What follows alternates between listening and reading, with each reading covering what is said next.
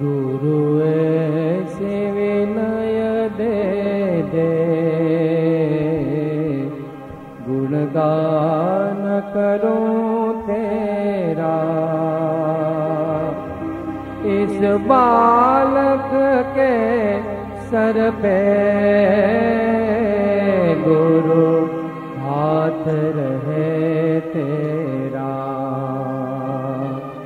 गुरु ऐसे विनय दे दे, गुणगान करो।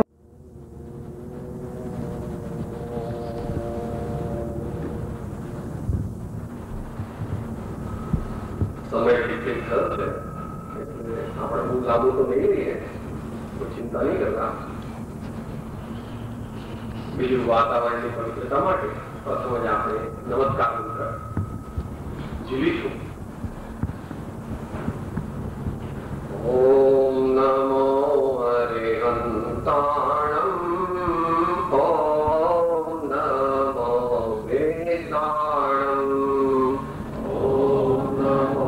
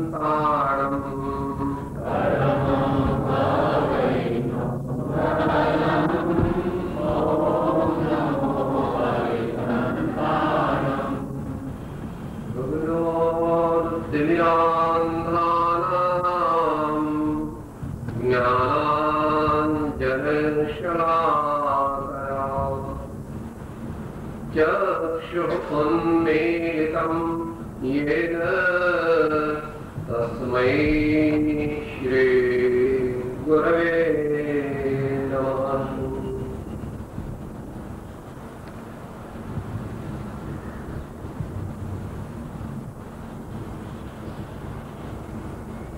આજનો વિષય ધર્મનું સાચું સ્વરૂપ શું છે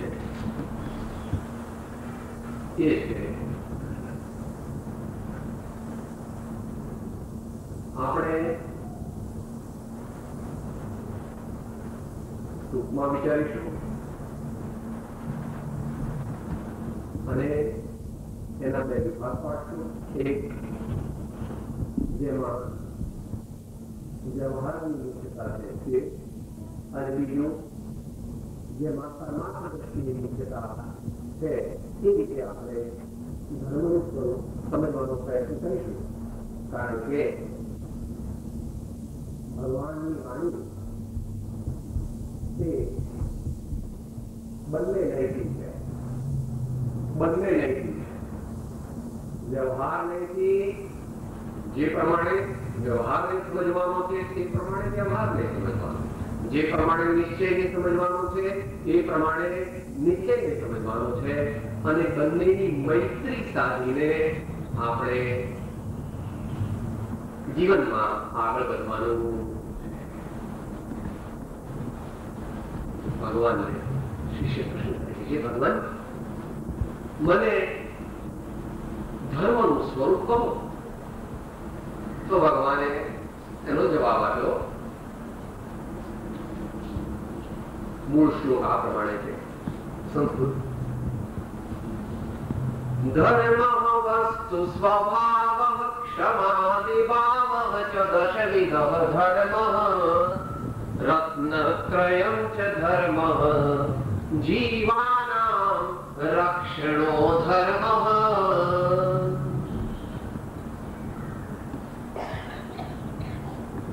ભગવાન અત્યારે જગતમાં જીવો મને સમજતા નથી.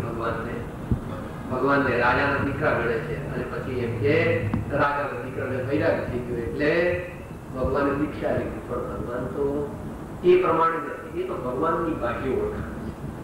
ભગવાન સુપર સાયન્ટિસ્ટ છે. તમારું એટોમિક સાયન્સ, તમારું કોમ્પ્યુટર સાયન્સ, તમારું ઇલેક્ટ્રોનિક્સ જ્યાં પહોંચી શકતું નથી એવી સૂક્ષ્માતિ સૂક્ષ્મ વસ્તુના પરમાત્મા જાણકાર. પણ એ વિશે અત્યારે આપણે વિચારતું નથી. પહેલી વાત ભગવાન કહે છે ધર્મ વસ્તુ સ્વભાવ. હે વત્સ, હે ભવ્ય, આપણો સ્વભાવ જ્ઞાન અને આનંદ છે. તો જાગૃતિ પૂર્વકનું જીવન જીવીને આપણા જીવનમાં જો જ્ઞાન પ્રગટે અને જાગૃતિ પૂર્વકનું જીવન જીવીને જો આપણા જીવનમાં પ્રસન્નતા રહે, આનંદ રહે, તો જાણવું કે ધર્મ થયો છે. પરંતુ જો જીવનમાં હાઈવર હોય, ટેન્શન હોય, કન્ટિન્યુઅસ વરીઝ હોય અને કોઈ પણ જાતની અંદરમાં શીતળતાનો અનુભવ ન થતો હોય તો તમારી પાસે બધાય સેટ છે પણ તમે પોતે અપસેટ છો.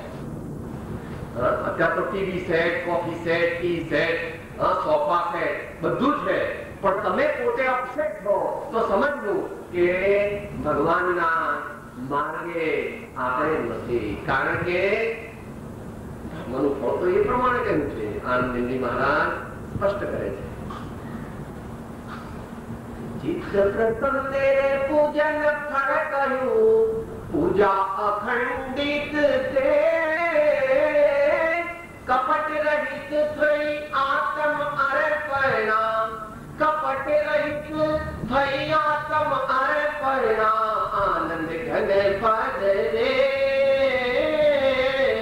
વૃષભ જીનેશ્વર પ્રીતમ મારો પ્રીતમ મારો.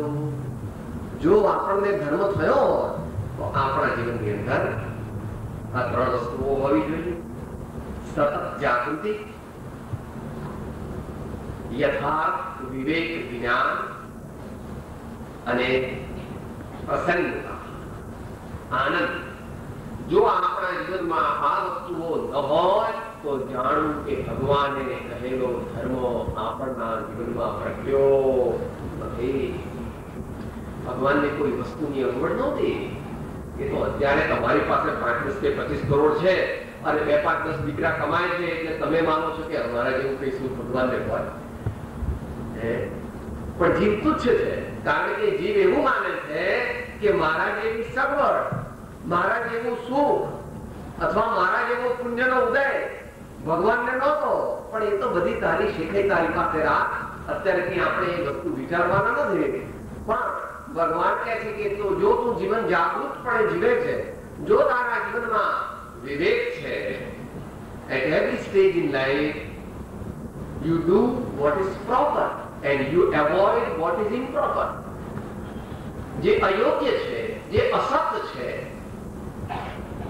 તે જીવનમાં અંગીકાર ન કરવો અને જે યોગ્ય છે, જે સત્ય છે, જેનાથી પોતાને અને અન્યને કલ્યાણનું કારણ છે તેને સ્વીકારવું એ પ્રકારે વિવેક છે. અને જેના જીવનમાં એ વિવેકને લીધે પ્રસન્નતા છે. તો આ પહેલી વાત થઈ ધર્મ વસ્તુ સ્વભાવ. ભગવાન વળી વિસ્તાર કરે છે ભગવાન. બીજો મુદ્દો કહે છે ક્ષમાદિ ભાવ દશવિધ ધર્મ.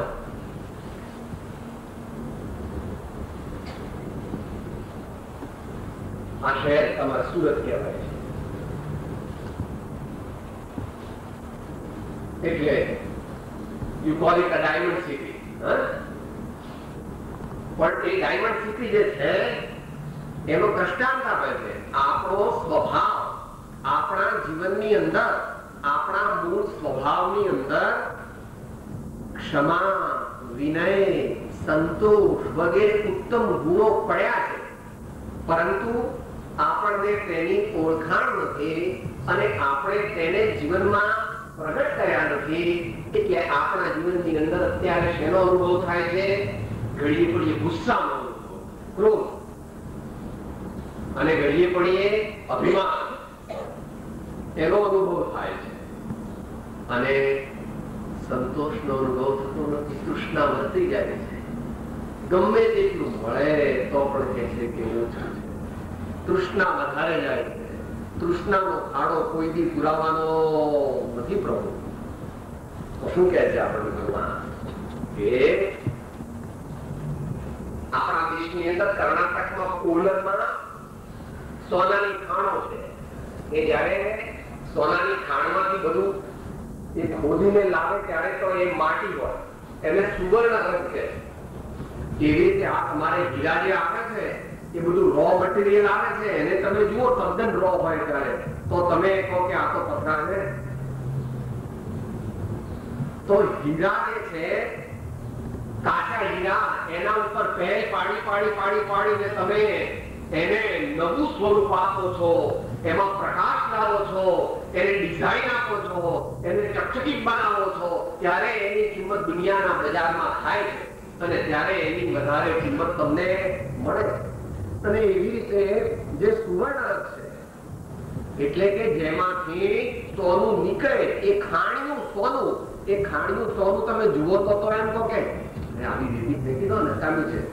પણ એ સુવર્ણની અંદરથી પ્રોસેસ કરીને જ્યારે એમાં રહેલી બધી અશુદ્ધિ એ ધીમે ધીમે કાઢવામાં આવે, ધીમે ધીમે કાઢવામાં આવે, ત્યારે એમાંથી જસત નીકળી જાય, કામનું નીકળી જાય, બીજી બધી અશુદ્ધિઓ નીકળી જાય અને છેલ્લે જ્યારે એમાંથી 100% અથવા 16 સોનું રહે ત્યારે તમારા દુનિયાના બજારની અંદર એની ઘણી કિંમત કહેવાય છે અથવા એની કિંમત ઉપજે.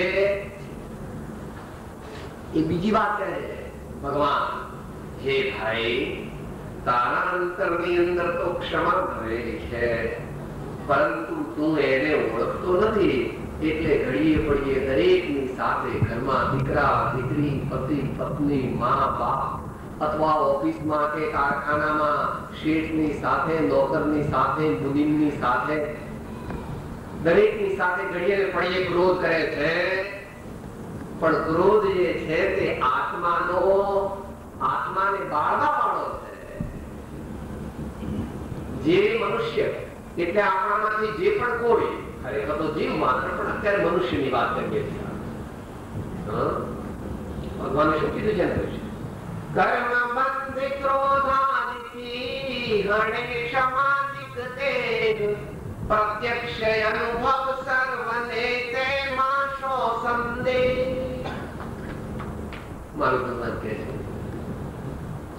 જીવ વર્ત તો ક્રોધાદિમાં સંચય કર્મ નો થાય છે, સૌ સર્વદર્શી એ રીતે બંધન કહે છે જીવને.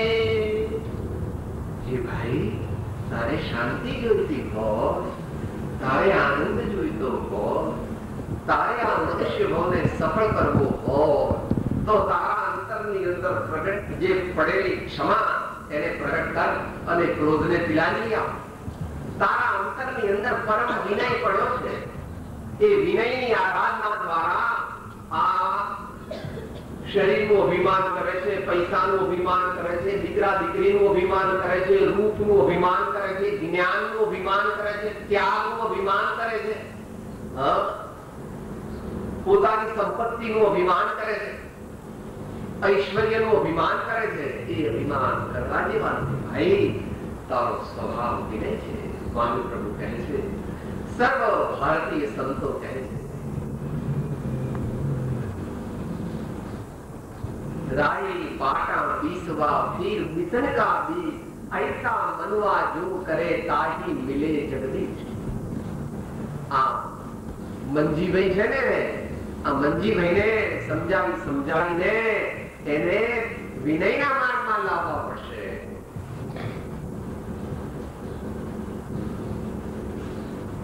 એ પ્રમાણે ધીમે ધીમે પોતાના આત્માનો ઉત્કર્ષ કરવા માટે મહાપુરુષો કહે છે, એવો માર્ગ વિનયતનો ભાગ્યો શ્રી વિતરા, મૂળ હેતુ તે માર્ગ નો સમજે કોઈ સુભા.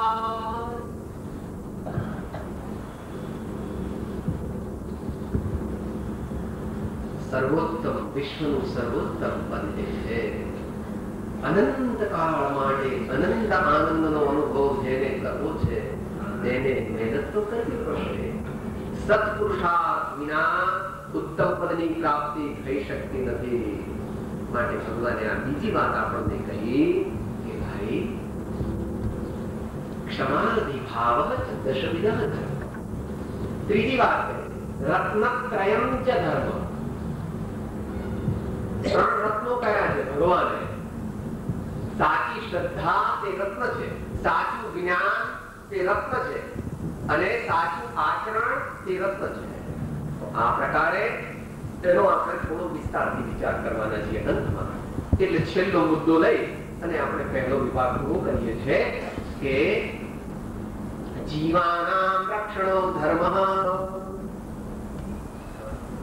આપણે બોલી તો ગયા, હમણાં પર્યુષણ પર્વ ગયું ને, પર્યુષણ પર્વમાં બોલી ગયા, पर रूढ़ी बोले गया खावे में सब जीवे सबवे जीवात्मन तुम्हें मिट्टी में सब भूले सु वेरम वज्जम न किए नहीं.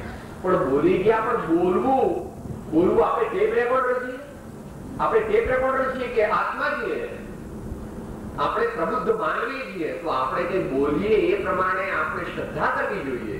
જેવું બોલીએ એનો અર્થ આપણે સમજવો જોઈએ. તો અહીંયા કહે છે જેવો મારો જીવ છે તેને ગરીબાઈ ગમતી નથી, ભૂખ ગમતી નથી, તરસ ગમતી નથી, અપમાન ગમતું નથી, વિધવાપણું આવે, વૈધવ્ય આવે તો ગમતું નથી, આપણા દીકરા મરી જાય, કોઈ મારી નાખે તો ગમતું નથી, આપણી સંપત્તિ લૂંટાઈ જાય, આપણા ઘરબાર વિખરાઈ જાય, આપણને કેન્સર ટીબી ના રોગ થાય તો આપણને ગમતું નથી. તો જે તને નથી ગમતું તે તારા નિમિત્તે બીજાને ન થાય એનો પણ તું લક્ષ્ય રાખજે, ભગવાન કહે છે.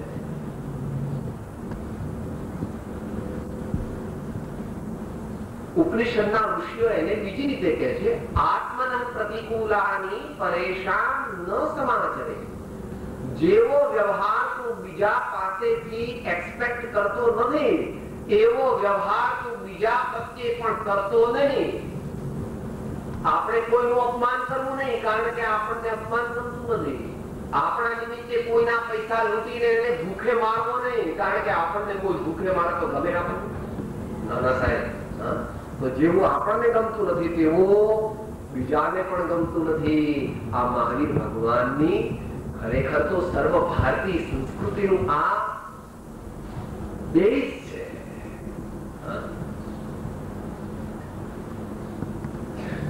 શ્રીમદ રાજચંદ્ર અને ગુરુદેવ નાનક એને આ પ્રમાણે રજૂ કરે છે. સર્વ જીવ છે સિદ્ધ સમ, જે સમજે તે થાય, સદગુરુ આજ્ઞા જીન દશા નિમિત્ત કારણમાં.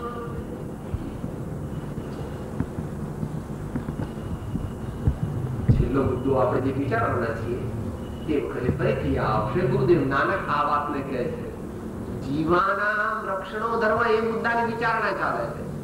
કોઈ પણ જીવોને આપણે દુઃખ દેવું નહીં, કોઈનું અપમાન કરવું નહીં, કોઈને મારવા નહીં, કારણ કે એમને આપણને જે પ્રકારે દુઃખ થાય છે તેવી રીતે એમને પણ દુઃખ થાય છે. એ પ્રમાણે ગુરુદેવ નાનક પણ કહે છે, जब से साधु संगत पाई, बिसर गई सब आप पराई, ना कोई वैरी ना बेगाना, ना कोई वैरी ना बेगाना, सकल संग हमरे बन आए, सकल संग हमरे बन आए, बिसर गई सब आप पराई. ગુરુદેવ નાનક કહે છે મને તો મારું ને તારું એવું ઘટી ગયું છે. દુનિયાના સમસ્ત જીવો પ્રત્યે મારે સદભાવ છે, બધા મારા મિત્રો છે.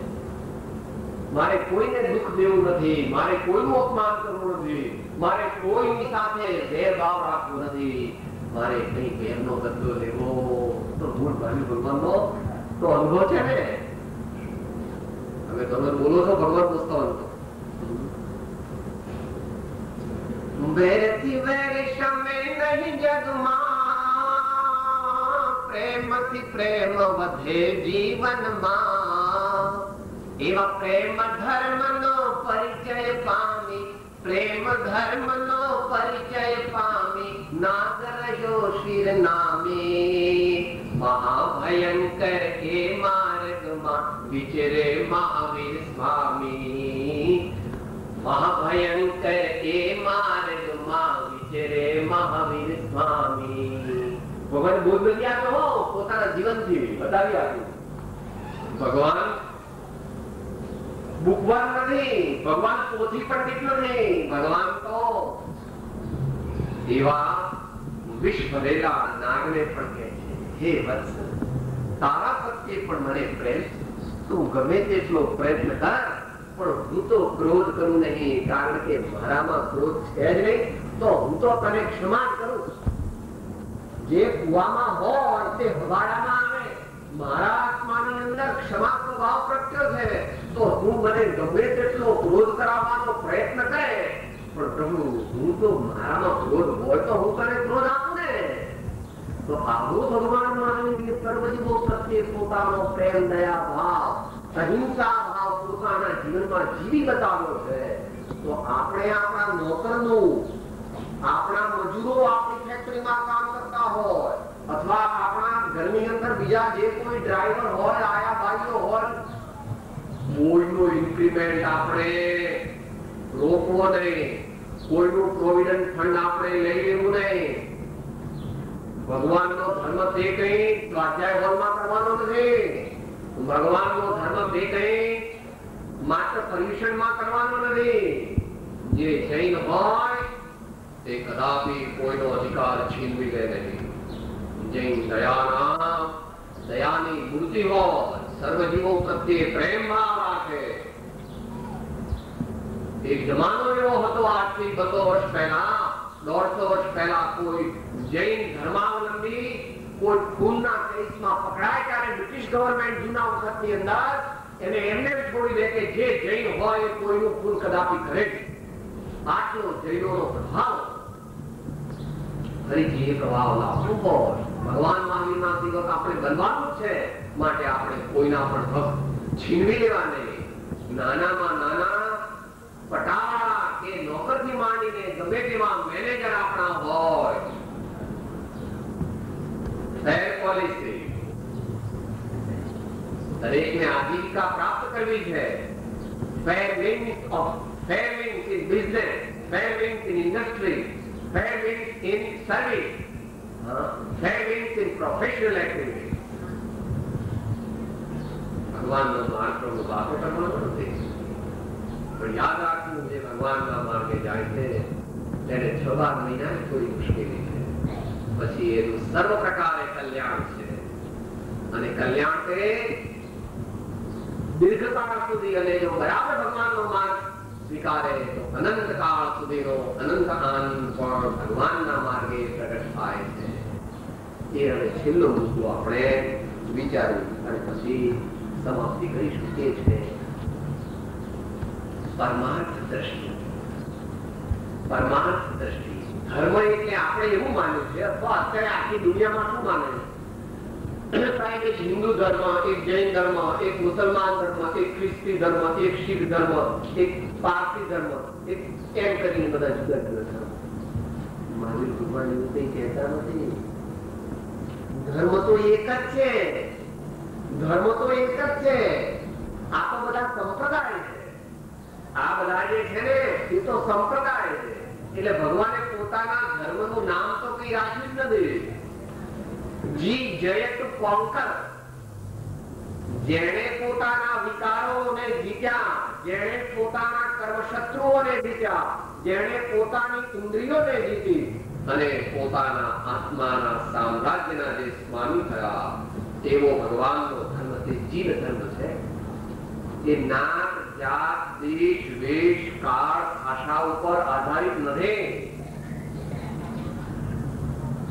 જીન ધર્મ એ તો જન ધર્મ છે, પરંતુ દેશકાળની વિપરીતતાને લીધે જૈનો પણ ધર્મ ભૂલી ગયા છે પોતાનો, તો બીજાઓ તો ભૂલી જાય એ સ્વાભાવિક.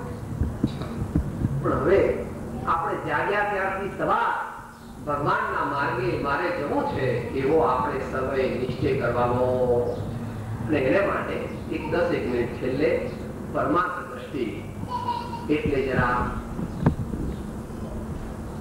સૂક્ષ્મતાથી દરેકે જરા એકાગ્ર થઈ જવું. સાવધાન. ભગવાનનો ધર્મ પરમ કૃપાળુ શ્રીમદ રાજચંદ્રજી તેમના શ્રીમદ રાજચંદ્ર ગ્રંથના 47મા આંકની અંદર કહે છે, વસ્તુ તો ઘણી મોટી છે આપણે જે સમયની મર્યાદામાં. ધર્મ એ વસ્તુ બહુ ગુપ્ત રહી છે, તે બાહ્ય સંશોધનથી મળવાની નથી. તો શિષ્ય પ્રશ્ન કરે કે ગુરુદેવ તો અમે કેવી રીતે પ્રાપ્ત કરી શકીએ ધર્મને, એ અમને સમજાવો. ત્યારે તેઓ ટૂંકમાં કહે છે, ભાઈ જો 3 વસ્તુ કહે છે. કોઈ મહાભાગ્યવાનને અપૂર્વ અંતર સંશોધનથી સદગુરુ અનુગ્રહે તે દિવ્ય આનંદમય ધર્મની પ્રાપ્તિ થાય છે. પહેલી વાત મહાભાગ્ય. વિચાર, થોડા ભાગ્યનો ઉદય છે એટલે તો અહીંયા આવ્યા છીએ, નહીં તો અત્યારે આપણે લારી જ ખેંચવાની હોય તો આવી શકીએ.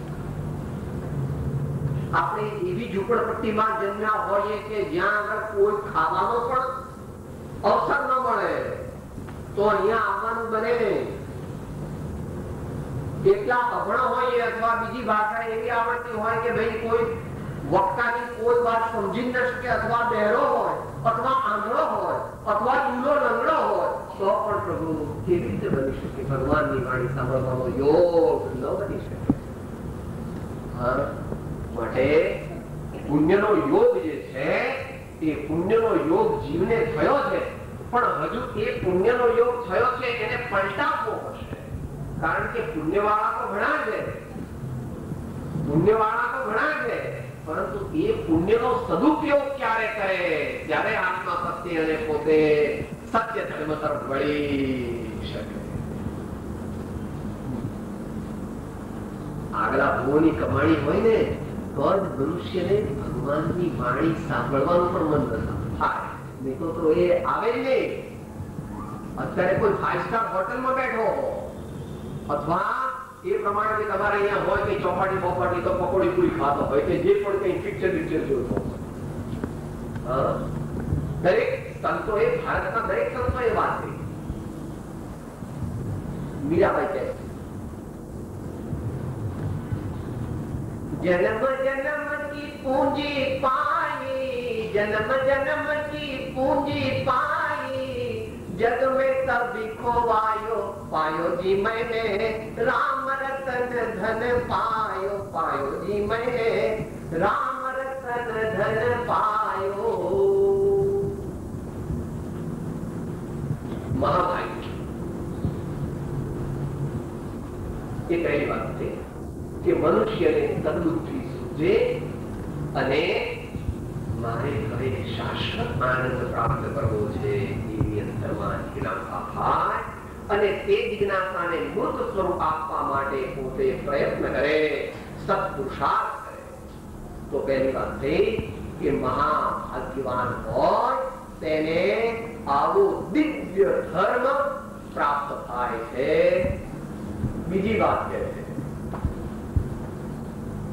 હવે જરા અપૂર્વ અંતર સંશોધન પરીક્ષણ ગયા એ પ્રમાણે આપણી ભારતીય સંસ્કૃતિમાં અનેક પર્વ છે. દીપાવલી આવે છે, મહાવીર જયંતિ આવે છે, ભગવાન રામની જયંતિ આવે છે, અનેક બીજા મહાન પુરુષોની જન્મ જયંતિ આવે છે. એ નિમિત્તો નું અવલંબન લઈ અને આપણે શું કરવાનું છે? અંતર નિરીક્ષણ, અંતર પરીક્ષણ અને અંતર સુધાર. અંતર નિરીક્ષણ કરવાનું છે. નિરીક્ષણ અને પરીક્ષણ એ બેમાં શું તફાવત છે? બેનો ઘઉં સાફ કરો છો ને તમે, ત્યારે તમે આમ કરો છો તો પહેલા કાંકરો તમે જુઓ છો. હા, આ કાંકરો છો. પછી કાંકરો તમે કાંકરા બધા રાખી મૂકો. લોટ દળવા આપો, ઘઉં દળવા આપો તો કાંકરા છે એમ જાણીને કાંકરા સાથે ઘઉં દળવા આપો. બરાબર, તમારે ઘેર રસોઈયા છે, નોકર છે, પણ રસોઈયા નોકરે તમારે કહેવું પડે, એક વાર તો જોવું પડે. નોકર રસોઈયા ઘર ચલાવે તે રસ્તે ઘર પણ એના નોકર રસોઈયા જેવું જ ચાલે. ધ્યાન રાખજો. દુનિયામાં નોકર રસોઈયાથી તમારું ઘર ચલાવો એ વાત જુદી છે કે એમનો સહયોગનો કામ વધારે હોય, પણ નોકર રસોઈયાથી ઘર ન ચાલે. માતાના સંસ્કાર, ઉત્તમ સંસ્કાર તો માતાઓ આપે તો બાળકોને સંસ્કાર સારા પડે. બાકી તમારા દીકરા પણ જો રામા જ ઉછેરશે તો રામા જેવા જ થવાના છે. એમાં તમારો કોઈ સંસ્કાર આવશે નહીં. યાદ રાખો.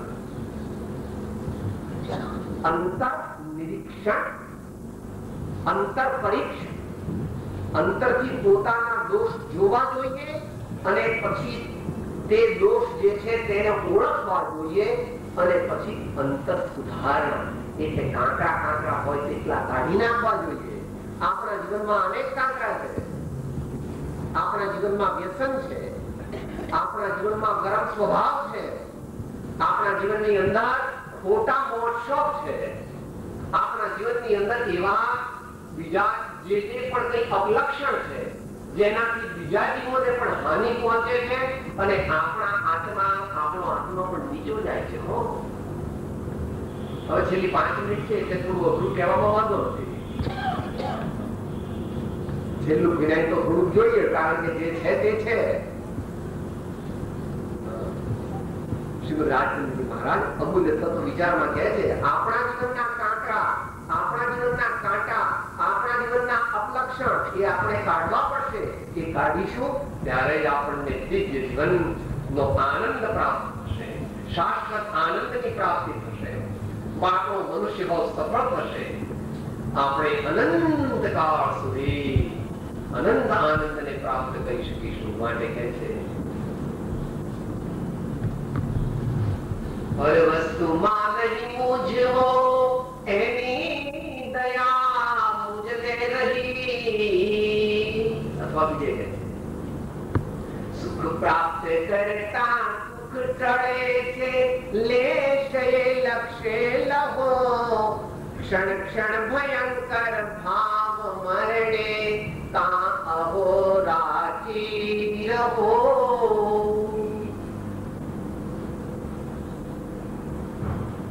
અપૂર્વ અંતર સંશોધન. અત્યારે આપણે શાસ્ત્રીય પરિભાષામાં નહીં બોલીએ. આપણા જીવનમાં જે દુર્ગુણો છે, જે અપલક્ષણ છે, જે ત્રુટિઓ છે, જે શોર્ટકમિંગ્સ છે, એ બધાને આપણા જીવનમાંથી આપણે ગેટ આઉટ કરવું પડશે. દીઠા નહીં નિજ દોષ તો કરીએ કોણ ઉપાય. કારણ ભગવાન કહે છે મોક્ષનો માર્ગ એટલે આગળ આવી ગયું એ પ્રમાણે હિન્દુ ધર્મ, જૈન ધર્મ, મુસલમાન ધર્મ, ખ્રિસ્તી ધર્મ એવું નથી. તો કે કેવું છે સાહેબ? મોક્ષ કયો નિજ શુદ્ધતા તે પામે તે પંથ સમજાયો સંક્ષેપમાં સકળ માર્ગ નિર્ગમ. The path of salvation is the path of self-purification, or the path of self-purification is equivalent to the path of salvation. માટે આપણું હૃદય નિર્મળ થાય, આપણા ભાવ પવિત્ર થાય, એને માટે આપણે આ બીજો મુદ્દો જે છે અપૂર્વ અંતર સંશોધન એટલે અંતર નિરીક્ષણ, અંતર પરીક્ષણ અને અંતર સુધારણા. અને હવે છેલ્લો પ્રેક્ટિકલ મુદ્દો જે આવે છે તે છે કે આ બધું પ્રાપ્ત કેવી રીતે કરવું. તમે આ બધું કહો છો તો ખરા થાય ને કે ભાઈ ક્ષમા રાખવીને ક્રોધ ન કરવો, દરેક પ્રત્યે વિનય ભાવથી નમ્રતાથી વર્તવું ને અભિમાન કરવું નહીં. આપણને આજીવિકા પૂરતું મળી રહે છે એટલે ઘડપણ માટે અને અકસ્માત માટે, દીકરીના માટે, લગ્ન માટે પણ થોડું ઘણું બચત જોઈએ. એ પણ મળી રહે છે કારણ કે આપણી આવક 5,000 છે અને આપણો ખર્ચ જે છે તે 3,500 છે. એટલે મહિને 1,000-1,500 બચે છે તો પછી બહુ ચિંતા કરવાની જરૂર નથી. જે બહુ ચિંતા કરે એને ભગવાનમાં વિશ્વાસ નથી, તત્વમાં વિશ્વાસ નથી, પુણ્યમાં વિશ્વાસ નથી. અને જેને પુણ્યના તત્વ વિશ્વાસ ન હોય તે જૈની હોય નહીં. તે જૈની હોય નહીં. તત્વાત શ્રદ્ધાનમ સમ્યક દર્શનમ. પુણ્ય તત્વનો વિશ્વાસ હોવો જોઈએ, સંતોષ અંશે ધારણ કરવો જોઈએ, તો જ જીવન પવિત્ર બની શકે, નિશ્ચિંત બની શકે.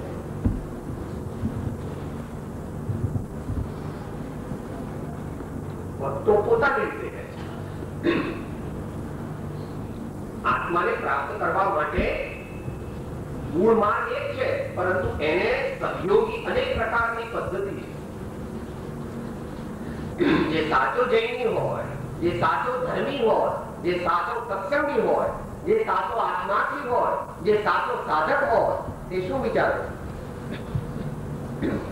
પ્રભુનો પ્રભુ છે મમ રક્ષક ભરોસો જાય નહીં. જે પ્રભુ કરશે તે મમ હિતનું એ નિશ્ચય બદલાય નહીં. જે પ્રભુ કરશે તે મમ હિતનું એ નિશ્ચય બદલાય નહીં. વિશ્વાસ હોવો જોઈએ. મહાવીર ભગવાને સમ્યક દ્રષ્ટિના 8 અંગમાં પહેલું નિશંક તો કહ્યું છે. શંકા નથી, હું ભૂખે મરી જઈશ તો, મારી દીકરીના લગ્ન વખત પૈસા નહીં હોય તો, મને ઓપરેશન કરાવવું પડશે તો, શાંતિ આપે. પોતાના પુણ્યનો ભરોસો કરવો જોઈએ, પરમાત્મા તત્વમાં વિશ્વાસ કરવો જોઈએ, તો જ જીવન જીવી શકાય અને તો જ સંતોષ રાખી શકાય. એ છેલ્લો મુદ્દો છે સદગુરુ અનુગ્રહે. સદગુરુ અનુગ્રહે.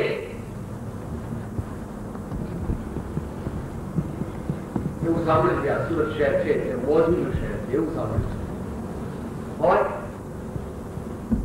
મોક્ષ વધારે જેને કરવાની ઈચ્છા હોય એને આત્મા મળી શકે નહીં. Plane living and high thinking is the basis of spiritual life.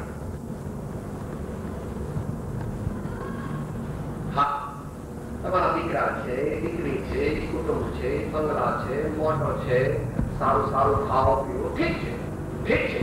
પણ એ બધી વસ્તુ અપૂર્વ છે.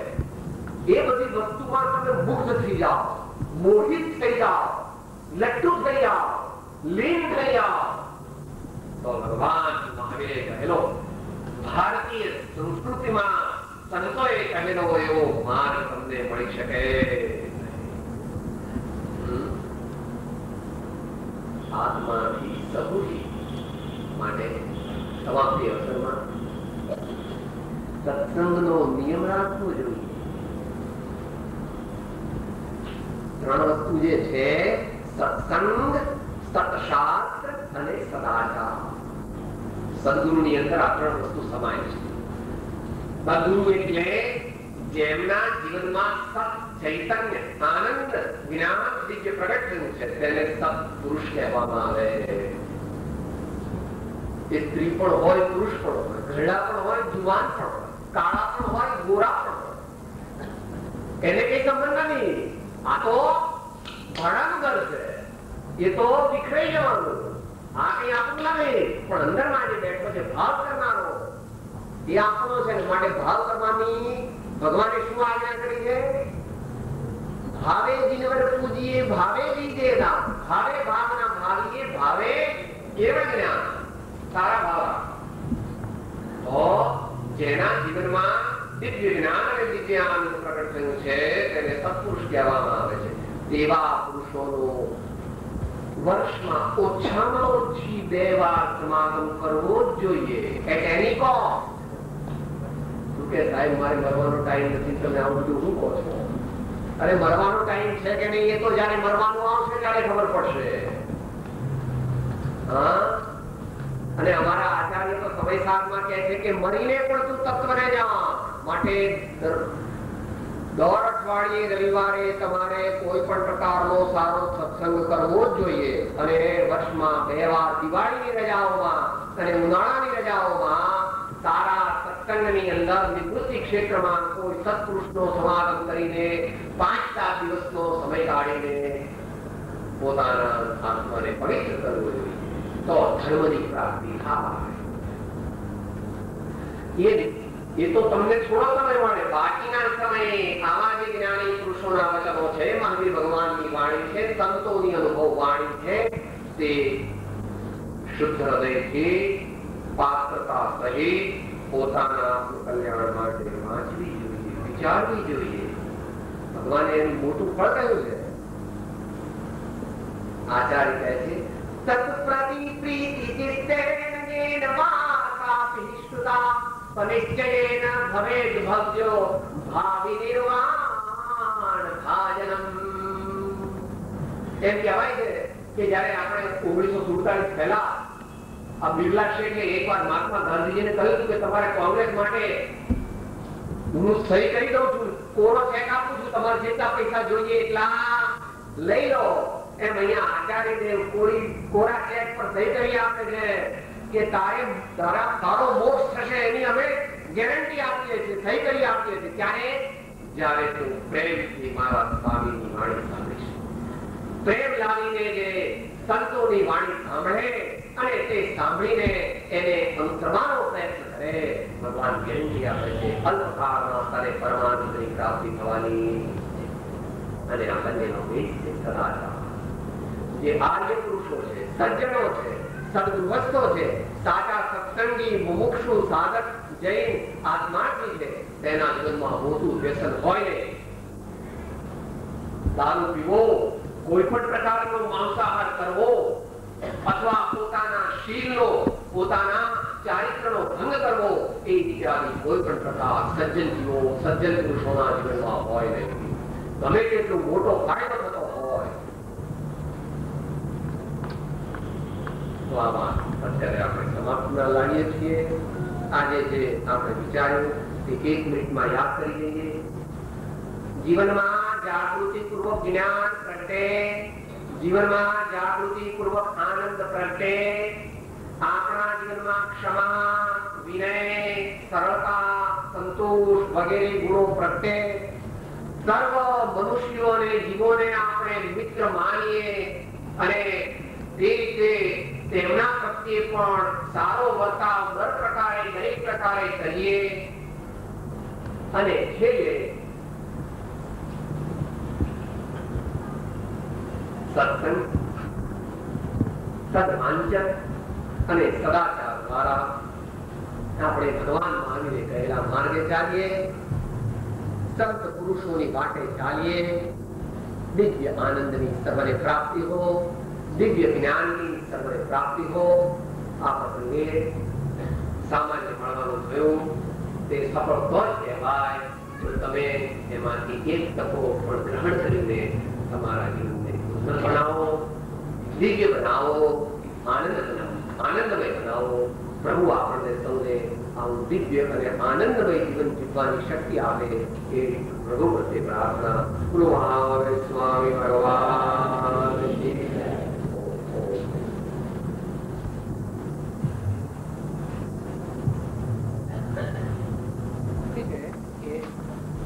પરંતુ પણ શ્રીમદ આચાર્યજીએ એક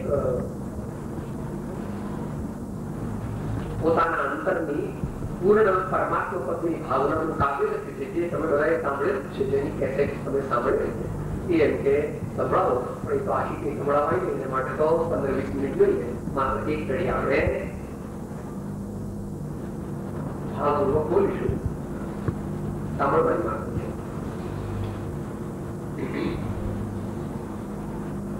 અપૂર્વાવસર એવો ક્યારે આવશે, ક્યારે થઈશો ભયાંતર નિરંતર્યો, સર્વ સંબંધનો બંધન શિક્ષણ છે દિને, વિચરશો કવર મહત પુરુષને પંથયો, અપૂર્વ અવસર એવો ક્યારે આવશે, અપૂર્વ અવસર એવો ક્યારે